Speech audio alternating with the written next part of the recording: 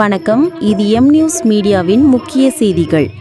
RK நகர் தண்டையார்பேட்டை நேரு நகர் பிரதான சாலையில் உள்ள 50 வருடங்கள் மேல் பழமை வாய்ந்த ஸ்ரீ ராமர் கோவில் கும்பாபிஷேகம் கடந்த 4/9/2025 அன்று சிறப்பாக நடைபெற்றது. 1968 இக்கோவில் கட்டப்பட்டு ஸ்ரீராமர் சிலை பிரதிஷ்டை செய்யப்பட்டது.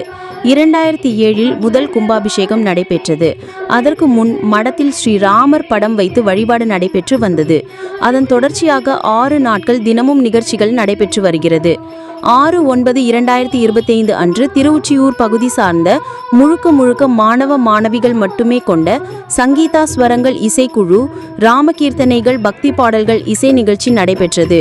இந்த கோவிலில் குடிகொண்டுள்ள ஸ்ரீராமரை வணங்கினால் கணவன் மனைவி இடையே பிரச்சனையற்ற குடும்ப வாழ்க்கை நடைபெறும் என்று கூறப்படுகிறது.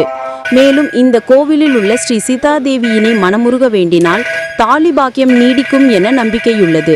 இந்த கோவிலில் வருடா வருடம் ஸ்ரீ ராமநவமி விழா மிக விசேஷமாக கொண்டாடப்படுகிறது என்பது குறிப்பிடத்தக்கது.